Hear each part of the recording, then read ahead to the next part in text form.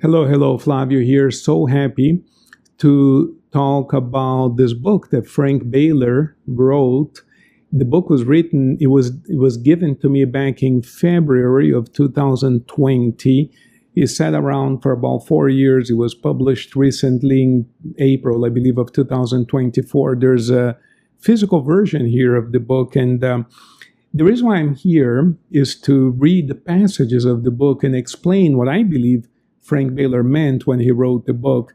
And I think I can do this because I have had many conversations with Frank Baler about the book. He was invited to show up. I wanted to interview him. He couldn't make it today, but maybe in the future he'll show up. This book over here, it says here in the subtitle, an abbreviated mystical novel. People have been asking me why abbreviated. It seems quite extensive. Well, it is abbreviated because the full mystical story, the complete story, is being published now in 3 volumes. It's a little bit larger than this. I believe it came out to about 150,000 or 120,000 words, somewhere in there. So we cut out a lot of material that we didn't think was essential for the abbreviated mystical novel, just to make it more manageable to publish, to read. Essentially, just the main points of the book are here, because the book is really not so much about his life. That's not all that important. What's more important is the mystical process that he introduces and presents in the book, which we're going to begin reading about now and explaining and commenting on. But also, what Frank wanted to show you in this book was, he wrote, you know how the DNA molecule, you all have seen this picture, right? It's like this double helix, right? He wrote this like a double helix. He intertwined 2 different stories into one. And that's what you're going to see much more clearly in the complete story. The complete story shows a man's life going from absolutely devastated and broken to bliss, to what he calls true joy. True joy, from absolutely devastated to true joy. A man, a physical human being going through that process. And intertwined into that, he lays out the mystical path as he received it, as he understood it from beginning to end.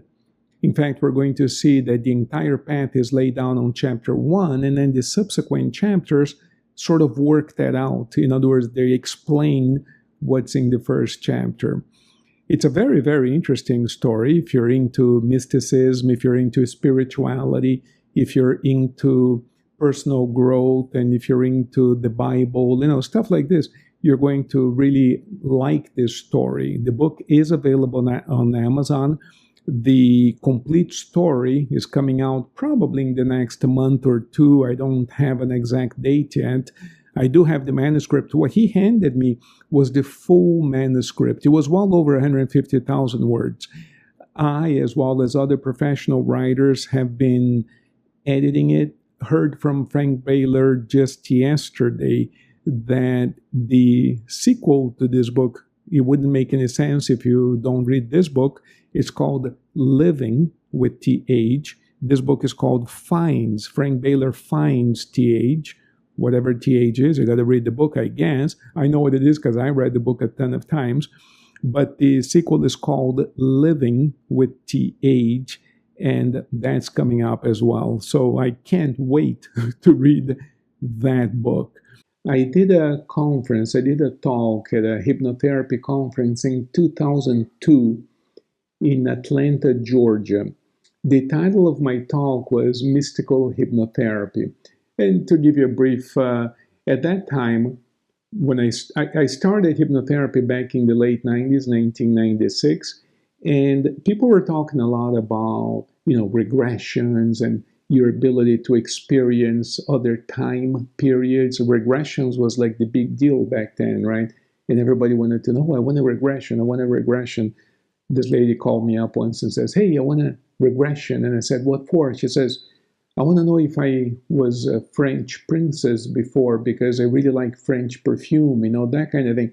And everything was about regressions and past lives and all of this. But I had come into hypnotherapy from a very different background. I came into it from the perspective of mysticism, which is the ability to connect with higher dimensions. So I thought of hypnosis as a tool to get us to connect with higher dimensions. That was really my only interest in it. It was later that I realized it could also be used for therapeutic reasons, to stop smoking, lose weight, that kind of thing, to change our minds, right? But to me, the big deal was, can we connect to higher dimensions? So that's what I meant, when I was talking in the early years about mystical hypnotherapy. Well, 2002, it was still early on in my career, and it was one of those where, you're starting out, you think you know something that the others don't, and it's kind of cute now. But I applied for this conference. It was summer of 2002. I'll never forget it, because on my way over there, I injured my back so bad that I couldn't walk. I really couldn't walk. And so I found a chiropractor over there in Atlanta, Georgia, the day before my talk. And the guy says, "Oh, I don't know, you have to do this and that and the other." And I just couldn't walk, much less stand on stage and talk for an hour. I did one of those hypnosis thing, and I connected with whatever I thought I connected with. And I told what I thought were the masters. And I said, if you want me to do your talk, let me do your talk, whatever. And the next day I woke up and I was fine enough to go do the talk, So I stood there on stage, and I told the people what had happened the days before, because I got injured. To give an idea, when I was getting off the airplane in Atlanta, Georgia, I couldn't get out. I had to lay down on the floor of the plane in the aisle, and I couldn't move anymore. My back spasmed, there was a spasm or something, and I couldn't move. So I just laid down.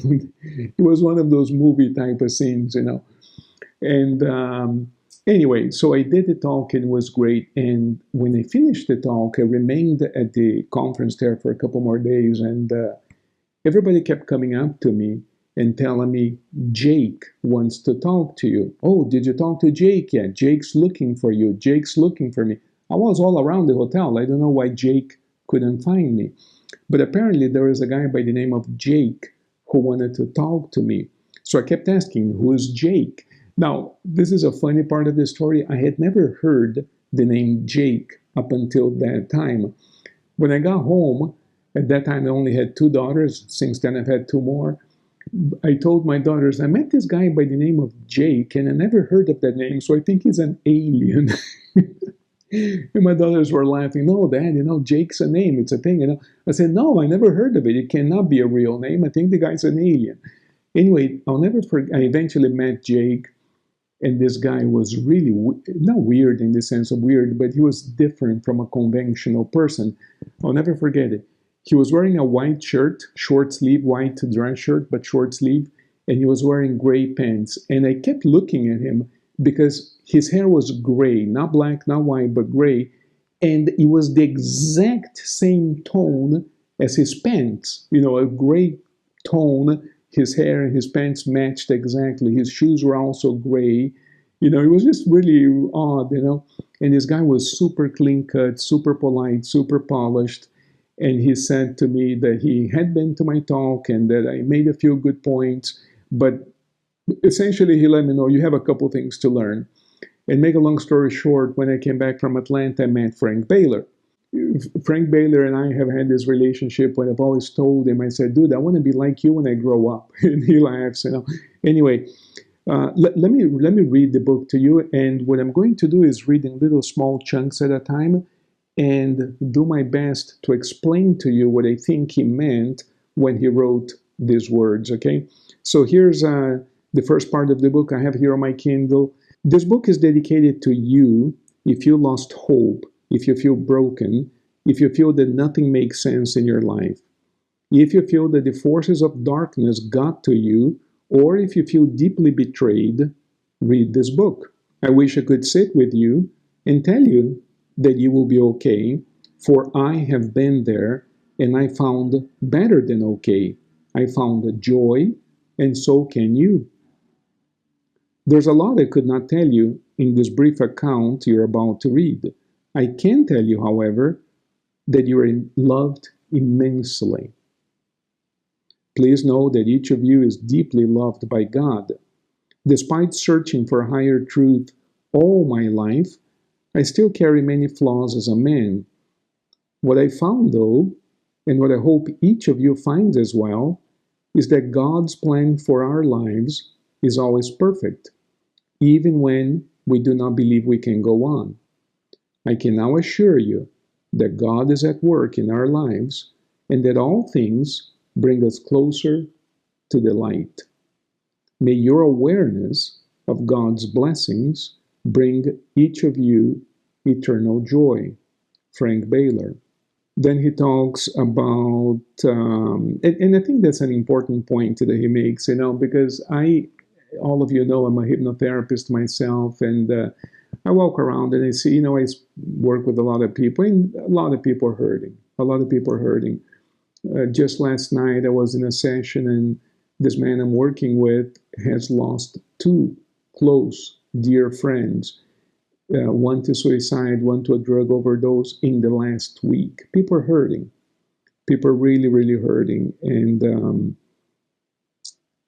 I think that if a person is really, really hurting, it would be good to take a look at what else is out there. What are we? And this book might be a ray of light into many people's lives. I wrote this book in 33 days. Then he sat in the computer for 2 years, untouched. It took 3 months to edit the manuscript when I got to it. The changes during editing were minimal. 2 professional editors then reviewed the manuscript thoroughly. They made only minor changes. Then 2 more years passed with the manuscript untouched. Could I have written this book in 33 days? Clearly not. I believe we're all capable of tapping into a higher wisdom. And I believe that higher wisdom wrote this book. I just typed it into the computer.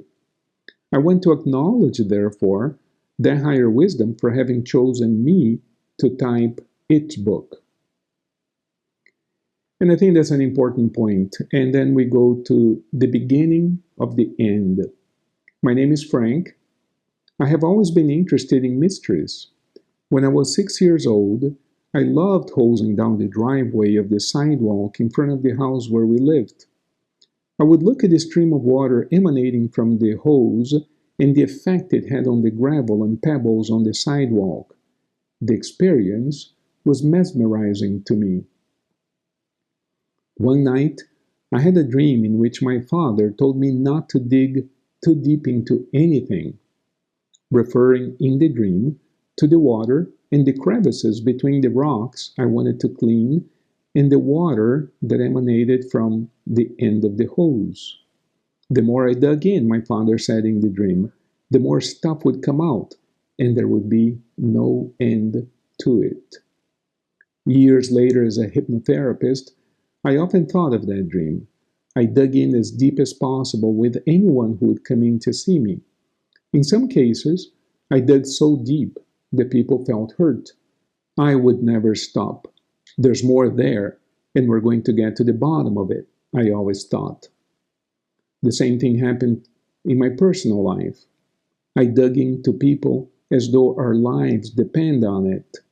To be honest, I do believe our lives depend on it because, to me, digging into ourselves while looking at the mirror of our relationships is the best way to grow. And growth, to me, is the only reason and purpose for life itself. Naturally, I hurt everyone in my life. I mean, everyone. I alienated myself and became miserable. Yet, even in my darkest hour, which you will read about later, I never stopped digging into myself and into the mysteries. I later discovered what one of my mentors would call a divine paradox. The worst things that happen in my life turn out to be the best things, and the best things, in some cases, turn out to be the worst. I have certainly lived both branches of the paradox. I hurt beautiful people who did not deserve to be hurt by me or by anyone else. When I owned what I had done, I determined never to hurt others again. That determination came with a challenge to myself. I would never hurt others again, or I would die. Hurting myself was out of the question, but I would find a way to remove myself from this world, which I came to believe would be better off without me in it. Once I issued the challenge to myself, I had to unravel the origin of the offensive behaviors that were so natural to me. Psychological explanations relating childhood events to adult behavior made no sense to me because I knew I had chosen those parents and circumstances for my birth. No, I was like that before birth, and I had to own who I really was. That would be the only way to heal for real. It was time to dig deep into the mysteries I had been dabbling in from the surface. What follows is an account of my journey, a journey filled with bright and dark moments, finally ending in profound joy. I'll tell you about the out of this world experience as honestly and accurately as I possibly can. I'll tell you a little about the events that brought me to that point. Then I'll tell you about this amazing journey that I could not have imagined or dreamt even if I wanted to. I'll tell you exactly what happened and how it happened. It is true that writing the original manuscript took 33 days. I barely slept at the time, and I was not working at my usual load, so I spent much time typing on a small laptop. The original manuscript, however, contained close to 150,000 words. There were two other problems with the original manuscript that caused its publication to be delayed by 4 years. The original manuscript was written by February 2020 and first published in April of 2024. The first problem had to do with the protection of identity. I did not want any of the characters mentioned here to be related to people outside of this account. That problem was solved, and the book was then edited by 2 professional writers who loved the work. The second problem was the length of the book. The complete story tells 2 stories intertwined into one. How could I abbreviate it? What is non-essential? That problem was solved. The third problem was the most complicated for me. I continued experiencing a personal problem even after everything you read about here happened. I did not know how to feel good about this narrative while at the same time still struggling with a personal problem. The third literary problem was solved, and here you have its product. I hope that reading this book brings you healing and joy. So, look, I when I read this, and I've read this, like I told you, many, many times, I kind of laugh because when you read the whole book, you realize that this guy, Frank Baler, had been on this path for many, many years and had done some relatively interesting things up until then with his life in terms of the mystical path, right? And he achieved some really high marks on that road, if you will.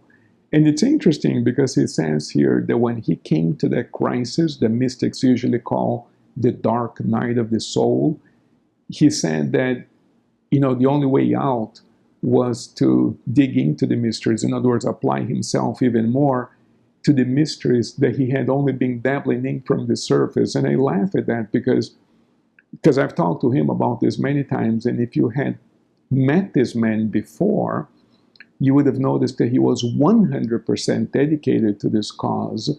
His personal life, his finances, everything, his entire life was about this.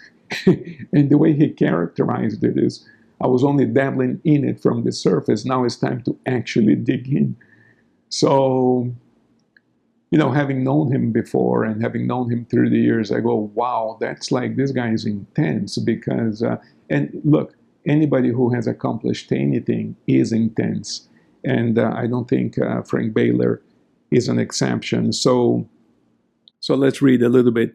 And so it came to pass. I sat on the white couch in the fifth floor apartment where I lived. The couch faced north through panoramic windows. Across the street from the building, there was a yard the telephone company used to park service trucks. On the other side of that yard, there was another road. A white truck driving on that road about 1/3 of a mile away caught my attention. The driver had been going east but pulled into the yard across from the building and stopped the truck. The driver climbed down from the cab and paced back and forth next to the truck. I felt drawn toward him. Quite suddenly, I found myself standing next to the African American man who a moment ago was driving the truck. No words were possible or necessary, for I understood him, and he did not seem to perceive my presence. This man was about 60 years of age. He was hungry, but he only had $5 in his pocket. He was not mad or angry, but he felt very sad. I walked right up to him, close, and talked as I would have talked to a client in hypnosis at the office. Then I turned around, took a few steps, turned back to him and said, "I'm impressed by you driving the huge truck around town." As soon as I said that last phrase, I found myself back on the white couch, still looking out of the panoramic windows at a white truck on the yard across the building. The driver ran back into the truck with a spring in his step and drove away.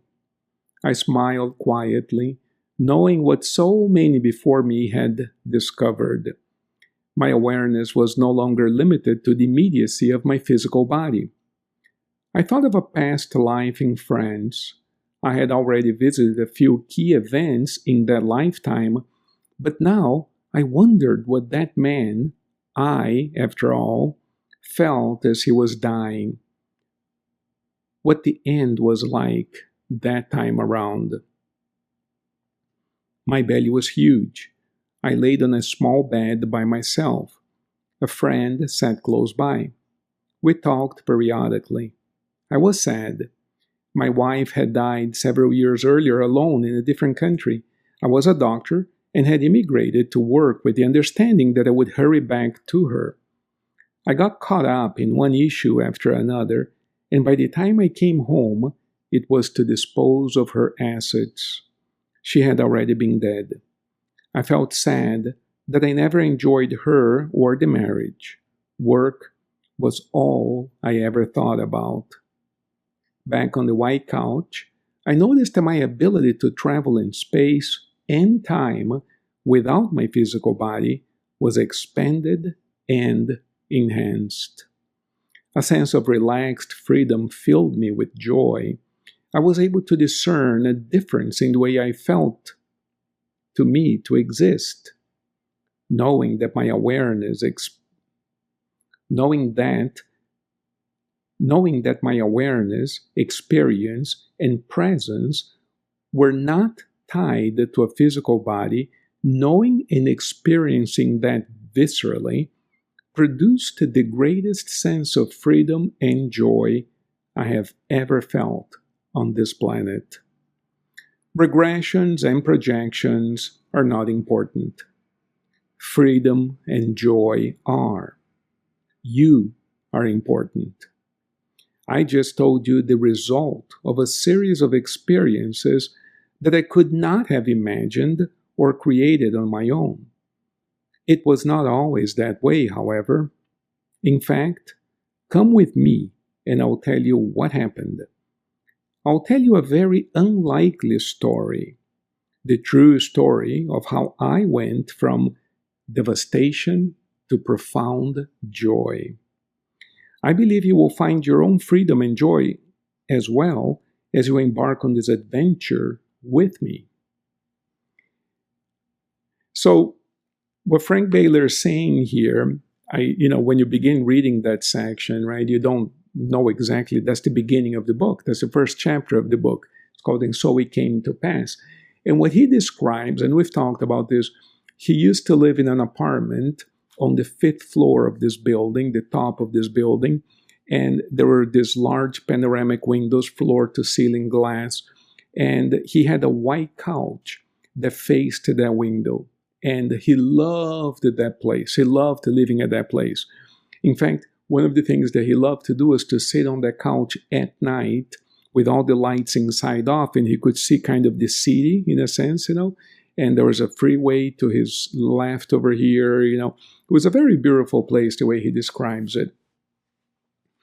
So one afternoon, evidently after some of these experiences they were about to read about, he was sitting on that couch looking out of this window, and there was a road right across from the building there, and he saw this truck, and what he was able to do was what they call like an astral projection thing. He was able to go there and talk to the driver of the truck without his physical body. In other words, it was a projection.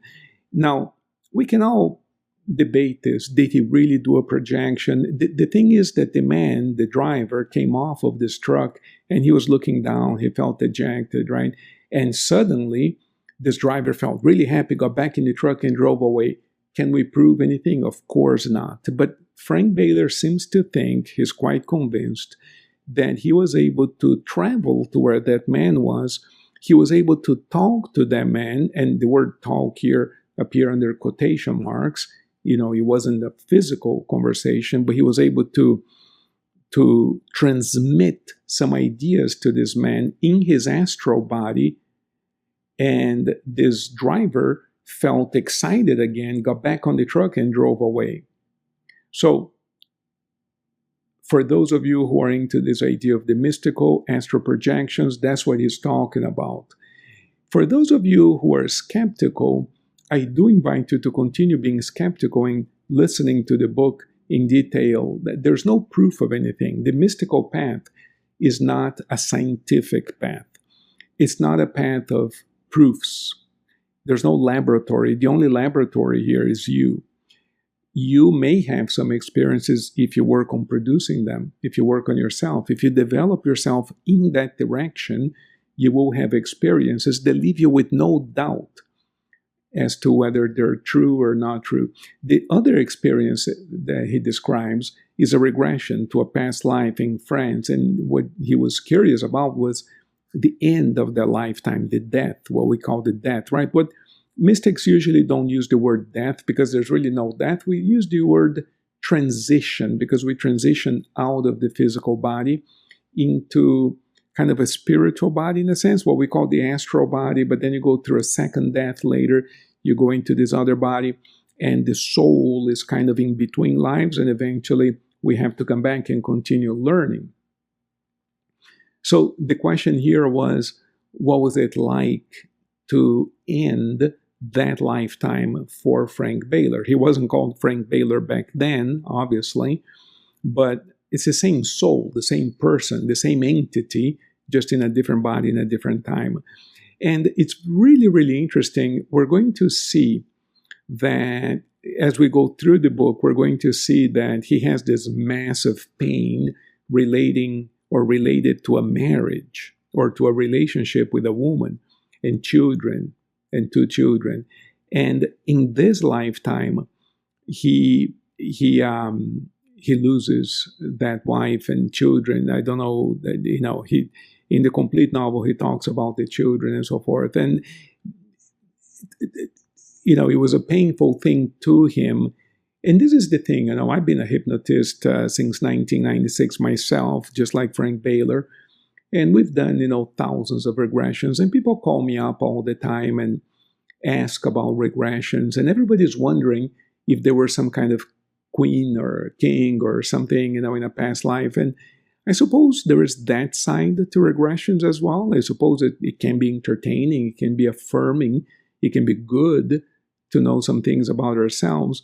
But oftentimes we contemplate some pretty tough feelings. Like in this case, he immigrated to a different country. he was in France when he died. He was not born in France. He was born in a different country. He went to France to worked there for a while, but got caught up in a bunch of issues, one after another, delayed his stay. He was only supposed to be there for a couple of years, but he stayed beyond what was planned. And, back then there was no FaceTime, no WhatsApp, whatever. By the time he came home, there were letters, there was mail. Mail took forever, but there was mail. He would correspond with his wife. He knew what was happening. But, a letter, by the time he wrote a letter, he went out, person wrote back and sent it back. It might have been 2 months in some cases before you got a response, 1 month in some cases, So they corresponded, but by the time he actually found his way back home, she was dead already. In other words, many years had already passed, and she died. And so he had a couple of years with his wife. Then this calling, this mission, this assignment was handed to him. He took it. He went to France. It was only meant to be a couple of years, but he was there for many more years than that and never quite saw his wife again. Kind of a sad story, and it's interesting because we're going to see how that relates to his current life as Frank Baler. One afternoon, I paced the hallway outside the office where I lived at the time. So apparently he lived at his office where he worked. Something must have happened that he ended up living at his office. Back and forth I paced, clutching my phone in my hand as if waiting for something to happen or someone to call. Suddenly, and quite impulsively, I called Mercy, a friend of mine. Mercy was also a therapist. We had known one another for about 30 years. So what you can see in this little passage here is that he was dealing with a lot of anxiety. He was pacing the hallway, a lot of anxiety. Something must have happened, and he was dealing with a lot of anxiety. And judging by the fact that he was living at the office where he worked, something must have happened in his personal life, right? We would predict that. So it says here, this was the first time I asked for help. Look, I'm desperate. I need help now, I said. She knew what was going on in my life, so I didn't have to explain. Let me call you back, Mercy said. A moment later, my phone buzzed. I made an appointment for you to see a friend of mine, she said. Frank, the waiting list for him is 3 months long. As a special favor to me, he said he can see you tomorrow, 4 o'clock in the afternoon. Are you going to be there? Sure, Mercy, of course. The next day at 4 o'clock, I walked into a particular woman's clothing store and introduced myself to the impeccable-looking woman manager, just as I had been instructed. Please take a seat, she replied. From what Mercy had told me, for several reasons, the couple I had come to see worked clandestinely. Defining their practice was not easy. They did a combination of astrology, psychic readings, psychology, and life coaching. I am not sure what licenses they operated under, and they chose to stay out of sight of regulatory agencies. And because they cast out demons, literally and metaphorically, they chose to work only with people who had been referred by previous satisfied clients who could be counted on for their discretion. Behind the manager's counter, in this fine boutique, was a small opening, not quite a door, but a small opening covered by an olive green curtain. When she ushered me through that opening, I entered a huge space, well appointed, clean, and pleasant. She showed me 2 right turns, and I faced a small desk with 2 comfortable sitting chairs in front of it. Behind the desk was a couple. She was visibly older than him, but they seemed to enjoy a great deal of respect and chemistry together. John was Hispanic. His face was very bright, even though his taut skin was darker. John's hair was white, with some gray strands, pulled back, with a short ponytail tied in the back. Each time I saw John, he wore a white linen shirt with a small opening under his neck. No buttons. John was impeccably clean and well-groomed. His round gold-rimmed glasses were spotless. John only spoke in Spanish with me. John's wife, Priscilla, spoke only in English with me. She would often explain, in English, what he had just explained in Spanish, often with a twist of her own that made it easier for me to understand them. Priscilla was beautiful, a bit taller than John, with a beautiful full head of long blonde hair. As I looked at them from across the desk, she was on my right, John to my left. In front of John was one laptop computer.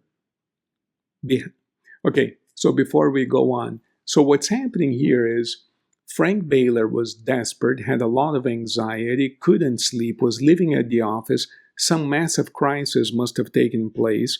He calls a friend of his, whom he had known for 30 years, also a therapist, who knew what was going on in his life. They had already talked, not professionally, but they had, she was following what was going on in his life.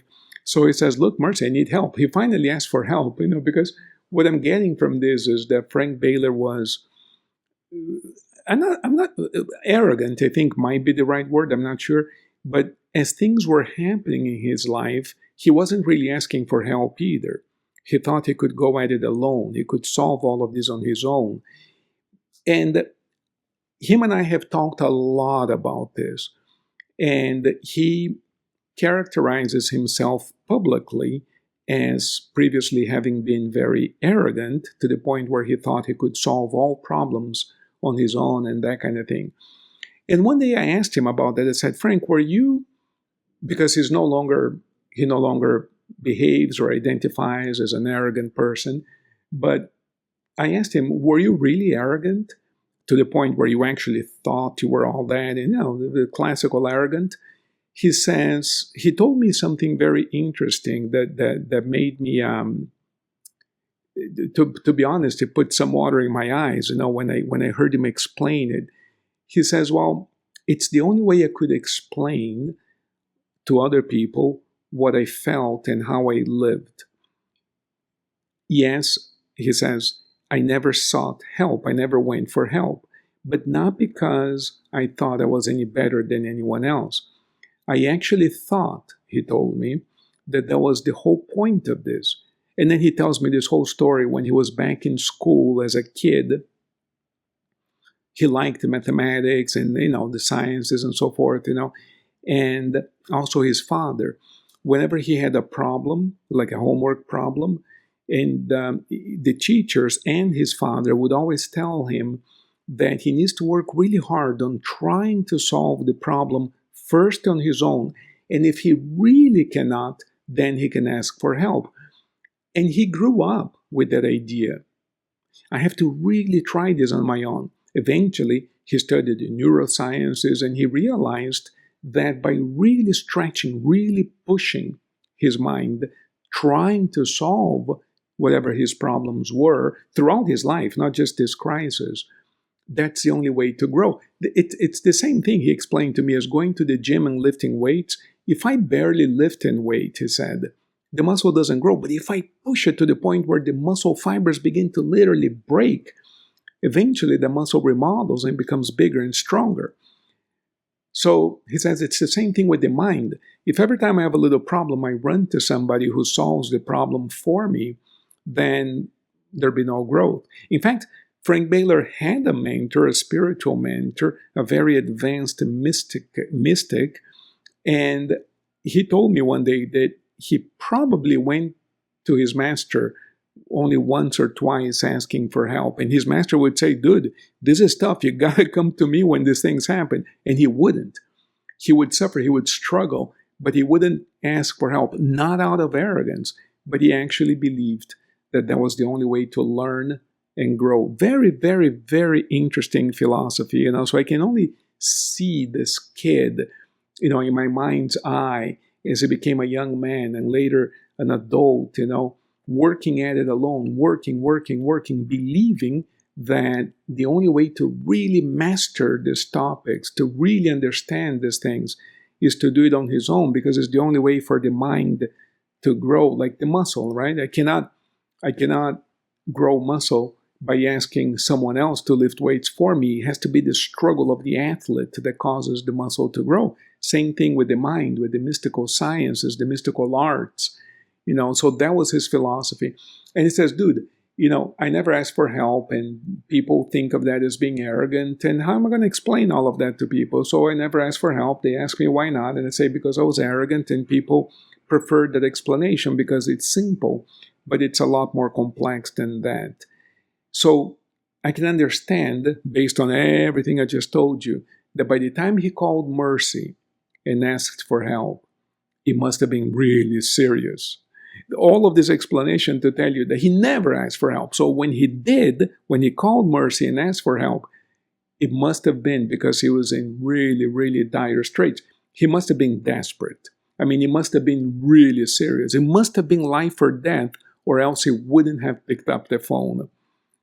That's because that's what he explained to me. He would never ask for help.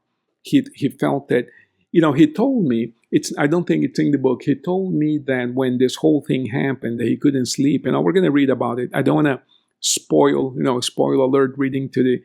But apparently there was a crisis, right? We know that. He told me that he went to his doctor. There was a problem with his heart and all of this. And the doctor said, dude, you got to take medication. This is pretty serious. He says, and I can just see this guy, Of course, he came across as arrogant. He told his doctor, no, I will not take a single pill, not one medication, nothing. And the doctor says, look, you might not, you have to take medication. You're ill. You're not doing well, Says, I will not take medication. He refused it. And the doctor prescribed it, told him to take it. He got the medication, left in his cupboard, and never took a single pill. At the end of the year, when he was feeling much, much better, he threw it all away. And I'm reading, he's telling me these stories. I don't think that particular story is in the book, but he's telling me that, and I'm laughing. Dude, if you're not feeling well, take the freaking medication, feel better, sleep better. Your heart was not beating right. Why don't you just take the medication, relax? He says, he explained it to me. He says, if I start taking medication, what comes next? Asking for help here, then I become soft. See, the mystical path, he explained to me, is about figuring things out on your own and being faithful to an idea. The idea being that the cause of all these problems are always deep in the unconscious, and whatever we experience in the physical is only the result, not the cause. So if you're really faithful to that idea, you have to solve these problems from inside out, not from the outside in. I don't know how I feel about that. I would have taken the medication, but he didn't. And I laugh, hearing these stories, because I think, Frank, were you a little extreme? He says, no, not really. Other people before me, he tells stories. Some of these masters in Tibet and all these other places, they're way more extreme, And you can see videos on YouTube of these Shaolin masters and all these other, they're way more extremes, They practice self-torture, basically, to transcend physicality, right? So Frank Baler says, no, I was quite soft, actually. I wasn't extreme at all. Okay, if the doctor says you're not doing well, you got to take medication, and you don't, maybe that's extreme. Says, no, that's nothing compared to the mystics of the East. Frank Baler he had asked for help, and he had gone to see a mysterious couple by the name of John and Priscilla, who presumably would help him out of some sort of crisis. Where we're at in the story right now, he just arrived for the first session with that couple, and he just got introduced to them. So he's been describing the setting where he was at and what was going on. And then he says, in front of John was one laptop computer. Behind the desk was one large stainless steel floor lamp. The walls were white. The space felt clean, safe, and cozy at the same time. They welcomed me warmly, No handshaking or kissing, just a heartfelt, compassionate welcome with a typical namaste salute. Without wasting time, he asked me for my astrological data, place, time, and date of birth. John entered the data into his laptop computer and soon had a chart on the screen. He turned the laptop around so I could see the screen and began. This is your natal chart. It represents a picture of the sky taken at the time and place you were born. The positions of the planets and stars at that instant, viewed from where you were born, represent a code that can be read. The information encoded into that picture, represented here in this chart, tells us everything about you. Does this change over time? I asked. No, this particular chart is fixed because it represents a picture of the sky when you were born, John explained. Then he casually told me not to take my life. He said that he knew, based on what he was looking at, that my life was in danger. I remember that when I was in graduate school the first time, in my 20s, before my first marriage, after a particularly intense initiation, I had a dream. In the dream, I died in the laboratory where I worked at university. I was all alone, had no one in my personal life, and it took days for the body to be found in the lab because no one ever went there. I had died of a heart attack, medically speaking, but it was really a broken heart. In the dream, I clearly remember being 52 years old at the time of my death. Soon after that dream, I left university to practice hypnotherapy. For years, I enjoyed helping clients and students, always surrounded by people and basically keeping busy all day. As the years went by, I got deeper into my spiritual practices.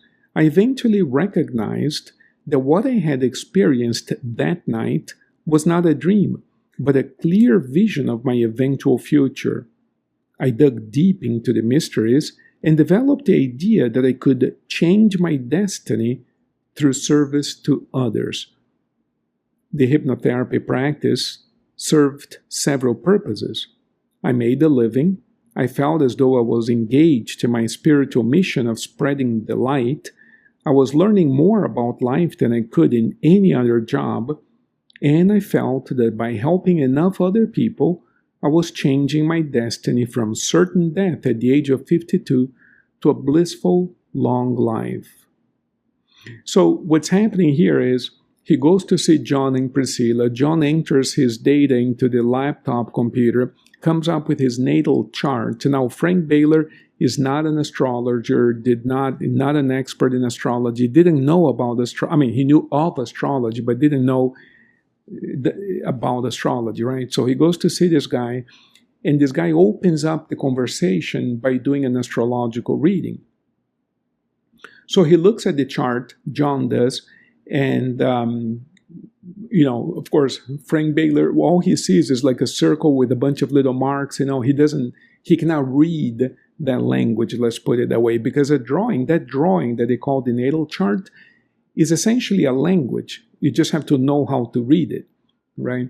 Evidently, John was an expert in that language, as we're going to see later.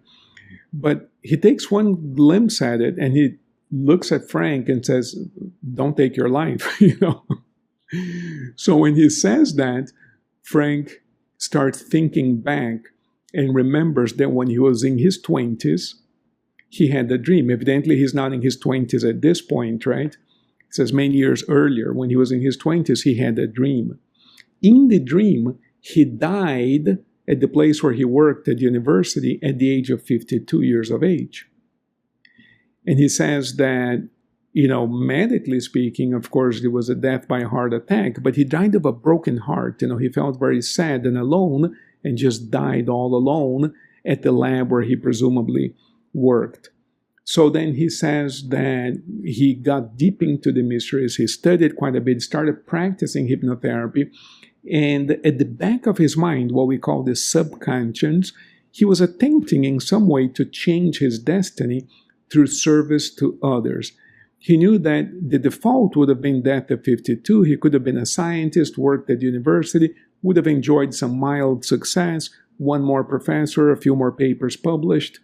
But he decided to do something different with his life, became a hypnotist, and he felt that in addition to making a living, learning about life, helping other people, being engaged in his mission of spreading the light, teaching some classes at a school of mysticism, but in addition to all of that, he felt that he was also, through service, changing his own destiny, right? So then he continues.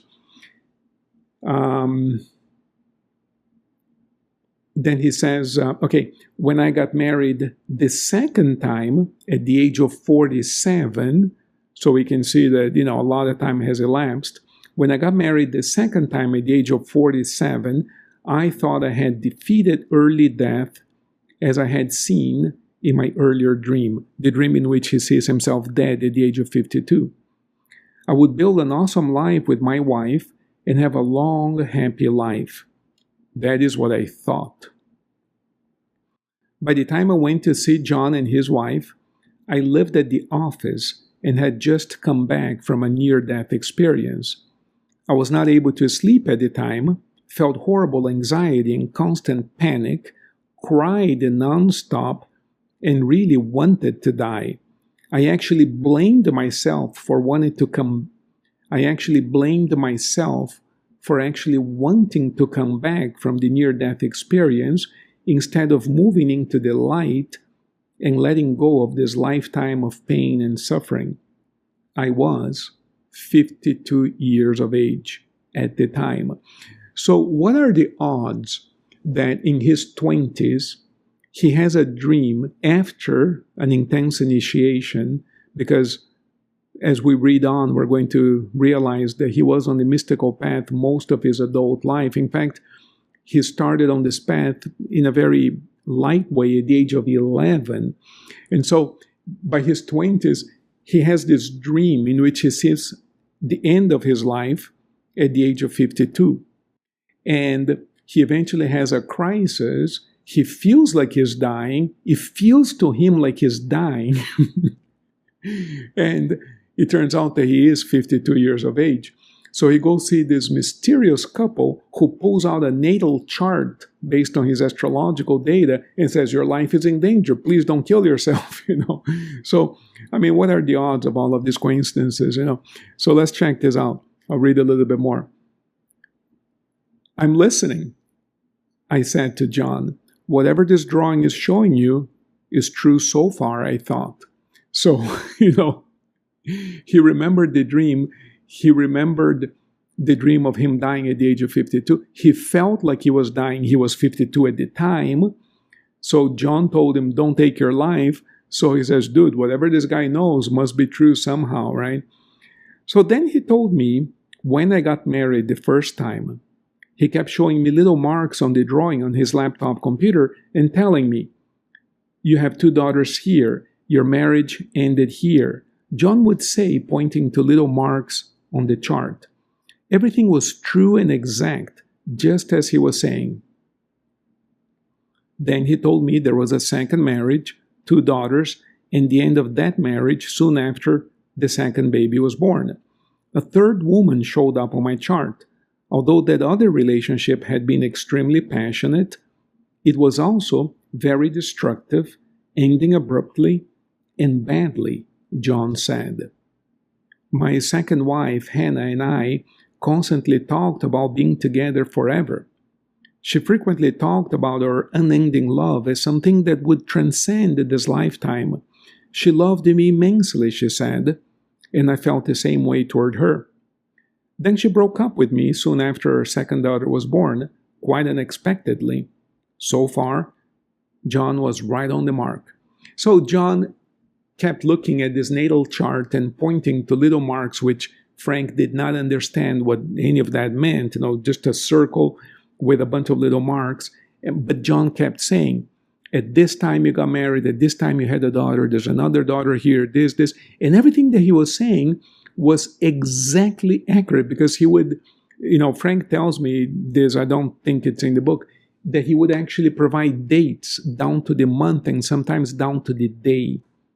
It was eerie. It was so eerie that Frank suspected, I think he says this here, I don't want to spoil it too much, but he actually thought Mercy had been feeding him that information because it was eerily accurate, in some cases down to the day.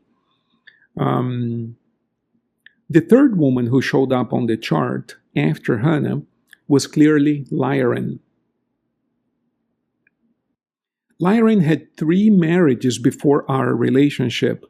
One gift to our union was the 1-year-old daughter she had with her second husband. Soon after Lyran and I united, we had a fateful photo shoot with the whole family and Lyran's daughter that did not go well. The night of the photo shoot, she gave me a severe beating and left the house with the baby. I waited 3 days for her to come back. When she did not, I went to get her. When we finally spoke, the condition for her to return to the house was that I apologized to her and to her father for her beating upon me. I wanted a family. I loved her. I apologized to her and to her father. I sealed my fate. So I have asked Frank about this scene or this moment in his life, which he tells me it's exactly the way it happened. I have asked him many times, is that true? Did that really happen? You mean to tell me that she got upset after the photo shoot, gave you a beating, a severe beating? And I asked him, are there any witnesses? He says, oh, yeah. There were adults in the house who were trying to restrain her. They couldn't. She's really strong. She was a karate practitioner. They couldn't restrain her. Severe beating. Pushed them down the stairs. I mean, it was a really severe beating. And then she leaves the house, And of course, Frank is telling me, look, I think she's just upset, whatever, because whatever, hormones, whatever the case might be, she's going to calm down and come back. Hopefully she's going to apologize for the beating, but okay, this is a little extreme, whatever, And Frank Baler told me I had zero resentment toward her. I loved her, he said. I loved her. It didn't matter. Nothing mattered to me. I loved her. Nothing mattered. I just wanted to be with her, So she doesn't come back. So he tells me that 3 days go by. He knows where he is. He knows where she is. She's at her parents, So he goes over there and they talk alone. And she tells him, look, if you want me to come back, you have to apologize. He says, wait, I have to apologize for the beating you gave me? She says, yes, because it's your fault that I had to beat you, And Frank, I asked him, I said, Frank, is there something wrong with you? What do you mean you have to apologize to her because she beat you up? Because it's your fault that she was violent toward you. She goes, yeah, she told me it was my fault, that I incited her, that I got her upset. Therefore, it's my fault. And as a result, it was my duty to apologize to her if I wanted to preserve the union between us. But Lyran was an interesting character, Frank tells me. She wasn't then. She says, no. You have to apologize to me and to my father because of the beating I gave you. So Frank apologized to her. Look, I'm really sorry I got you upset, resulting in a beating upon me. Please come back home. And he went up to her father and said, I'm really sorry, I apologize, sir, whatever. No, please accept my apologies. And took her home and they continued their relationship. When and I've asked him so many times about that scene, I said, Frank, did that really happen that way? He says, yes. And I said, what's up with that? It's a little extreme, right? I mean, did you call the police? She beat you up. Were there any witnesses? Were there any marks on your body? He says, oh, yeah, I was bleeding. There were cuts all over. There were adult witnesses there in the house. They tried to restrain her, And I said, did you call the cops? He says, never. Of course not. I would never call the cops. I loved her. She got upset, and anybody can be upset. I mean, this guy was like, I don't know. It's a little extreme. I don't know. I questioned him many, many times on this. I said, is this real? Because the prudent thing to do would have been to contact the authorities, have her taken in to the precinct for an evaluation. This is an extreme case of anger. She clearly beat him up. He says, no, I would never do that. She got upset. I probably had something to do with it. See, Frank Baler, I think, was a sincere mystic. He's telling me the stories, and we've talked about this a whole lot. And he actually believed that in every interaction, whatever the outcome of that interaction is, both parties are responsible. In other words, if you and I get together and we have a great meal together, well, who caused that great experience? Well, both of us did, and other people contributed as well. The people who cooked the meal, the people who made the restaurant, whatever the case might be, right, according to whatever the experience was. But we both contributed to the beauty of that event. And if somehow that experience turns out to be unpleasant, Frank Baler believes that both of us are responsible. So he says, no matter what in other words, we don't assign responsibility, he says, to the events according to the quality of the outcome. In other words, if I like what happened, I'm responsible. Look at how good I am. I created some joy for you. If I don't like what happened, I'm a victim. You beat me up. It's your fault. I should call the cops. He thinks that that's disingenuous. He thinks that in every interaction, both parties are responsible for the outcome. In my own practice as a hypnotherapist, we deal with this all the time. Couple comes to see me, if they're happy and they made $1 million and they made a ton of money, they both feel responsible. We made a fortune together. Oh, of course. But if that couple doesn't work out, one or the other, the man or the woman, doesn't matter. We always say, well, because of her, because of him, we didn't do so well. Wait, if you guys had made a ton of money, if you guys were really happy, who's responsible for your happiness? Both of us are. If it didn't work out, who's responsible? She is, he is. How does that make any sense? Frank Baler would say. So when we read this, it seems absurd. It seems that he's crazy. How can he apologize to Lyra and her father for her beating upon him? It doesn't seem to make any sense. But you have to understand that he's a sincere mystic, and he holds on to a philosophy. The outcome of any given interaction is the responsibility of both parties. So in this case, he didn't like the outcome, but he felt just as responsible as she was, so he did apologize, evidently for his part in the outcome, right? He says, okay, I apologize. I must have done something that irritated you to the degree that you gave me a beating, he told her. But she was quite happy with that apology to the degree that there was no reciprocity. In other words, it's not like she said, thank you for apologizing for your contribution to the problem. Please accept my apologies for my response to your contribution. Oh no, we're going to read about Lyra, and she had zero responsibility, even though she was the one who delivered the extreme beating, right? So this is a very, very, I'm telling you a little bit ahead on the story because I have spoken with Frank Baler 1,000 times about this story, and I have read the book about 30 times by now, so I know what's coming up, and I'm just telling you, wow, this is fascinating. What fascinates me about this book is the tenacity with which he held on to his principles even while being beat up. It's like, even, I don't know, we're going to read more about this, but it's a little extreme, but I find it fascinating, and I hope you're enjoying this as well. Let's take a break. We'll continue in the next video. We're going to continue reading this. Some of these passages are very, very emotional. Some of them get really emotional. I get excited just reading these passages. Sometimes I read portions of the book and I get tears in my eyes just imagining what this guy went through. He's not a victim. He doesn't feel sorry. Nothing like that. But some of these passages are extremely intense. I warn you ahead of time. Very intense.